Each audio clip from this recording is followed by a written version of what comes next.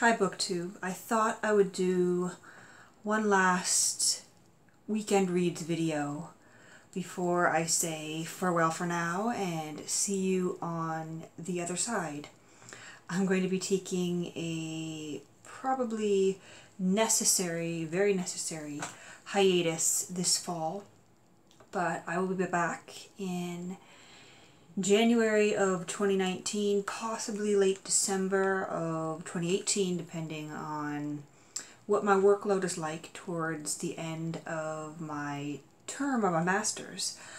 But basically I am headed into a work-intensive final term of my master's where I will be enrolled full-time and working 20 hours a week, and I don't see myself having time for BookTube. I know that I'm going to want to BookTube. I'm going to want to make BookTube videos. I'm going to want to read, but I think I'm going to have to force myself not to, because I'll get wrapped up in making these videos, in doing this, which I greatly enjoy, and I'll burn myself out in that way.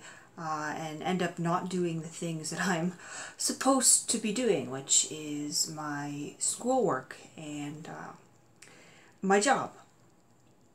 So for those reasons, I'm going to take a hiatus. I'll still be watching, I'll still be commenting, I just won't be posting. You can follow my Instagram, follow my Twitter, if you want to see what little I do end up reading over these next 4 months, because I will of course be reading a book here and there, but the volume of what I read for leisure will decrease significantly.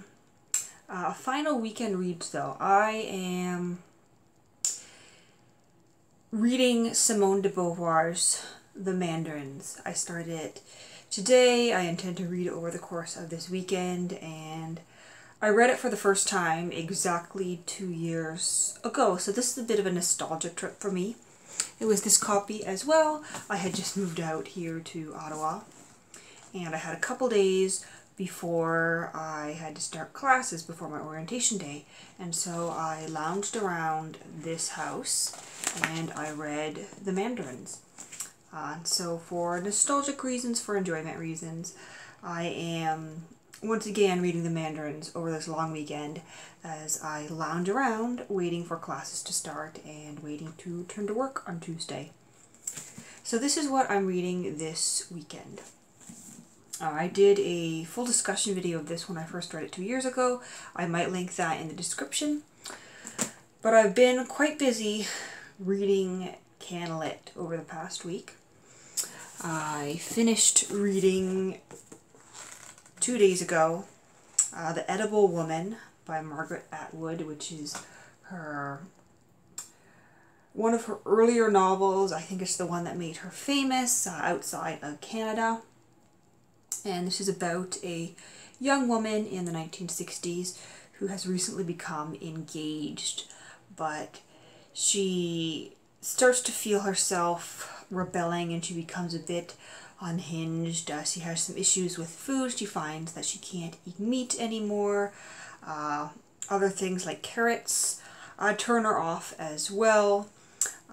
She behaves quite erratically and tries to come to terms with her future, with her life, with her identity as a woman. Interesting characters in here as well. I really like Duncan, who she meets, who is in some ways a reflection of herself, but also the opposite of what she needs, and very much part of the same problem in her life as her fiance is. So I read that. Before that I had read Brian Moore's The Lonely Passion of Judith Hearne, which is another CanLit classic, and this is in a New Canadian Library edition as well, although this is a later New Canadian Library edition. Printing from the 80s, I much prefer the 60s and the 70s covers to the ones from the 80s. These ones are just much prettier, and the printing is nicer to look at. But this one was quite good as well. It's about a woman who's reached middle age. She's got certain ideas about her station in life, about what she should do. She clings very tightly to religion.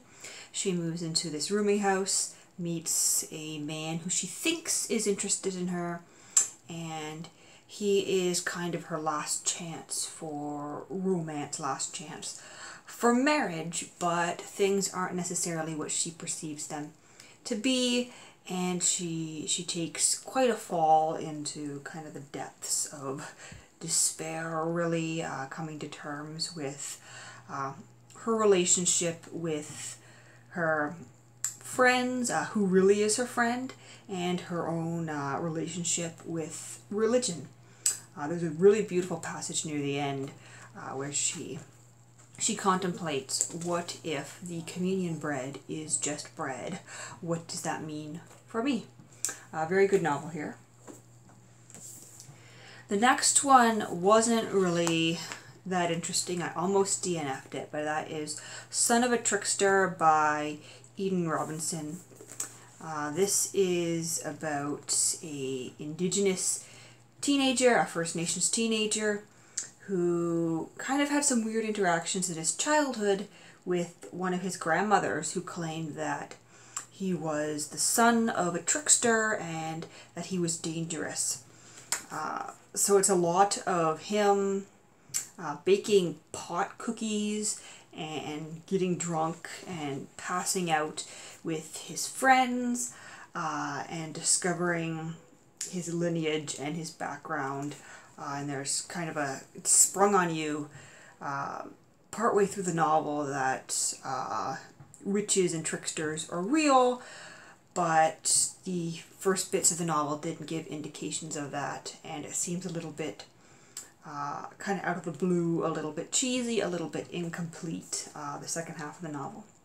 Didn't really enjoy that one, but I loved another new release. This is Our Homesick Songs by Emma Hooper. She is the author of Etta and Otto and Russell and James, which I read 2 or 3 years ago and really liked. This book is better. It's about a brother and sister in Newfoundland. They are kind of in this East Coast fishing village that is dying. In the 1990s, the fishery out there collapsed, and so everybody was leaving their town. But the brother is desperate to stay, the sister is desperate to get out of this dead town where there's no other children to play with, where most of the houses are kind of abandoned and shut up, and where their parents take turns flying out to Alberta to work in the oil fields. I pretty much love anything that's set in an East Coast fishing village. It brings to mind the writing of Michael Crummey, which I absolutely adore. And this was quite a good novel. We have flashbacks as well to the 70s, when the parents of these two children met and their romance, and a picture of the fishing industry when it was booming, when it was at its best. It's a really beautifully written novel. Another book that is a new release as well, and also Canlit, that I quite enjoyed was The Hour of the Fox by Kurt Pelka.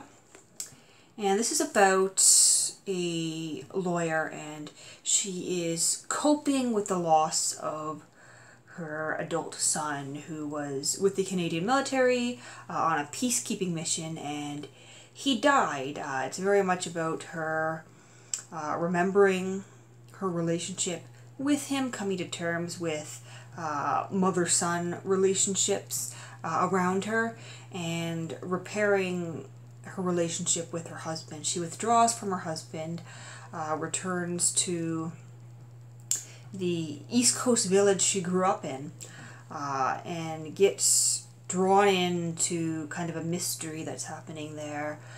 The son of one of her closest friends has been kind of implicated and questioned in the death of these two young people that were found near one of the cottages. The son of her friend was in the area and taking care of these cottages for the summer people, and so they want to question him. They want to know, did he lend his boat to anyone, because some other men from outside the community were seen perhaps in his boat. And so as a lawyer, she goes back to her hometown and finds healing there through helping her friend's son and through looking after the bodies of these dead young people. It's a novel very much about motherhood, I suppose. Good novel there. And then I finally got around to reading My Brilliant Friend by Elena Ferrante, which has been on my shelf forever. I quite enjoyed it. I probably won't read the other books in this series. I feel like it was a one-off. It was enjoyable, but I'm not invested enough to pick up those other ones. And this is, of course, about two young women in Italy who come from one of the poorer neighborhoods. And in this book, one of the girls is reflecting about their lives growing up together, their days in school, and her friend's marriage to kind of a wealthy businessman. So that's what I've read, that's what I'm reading, and I will sign off for now and probably see you in 2019.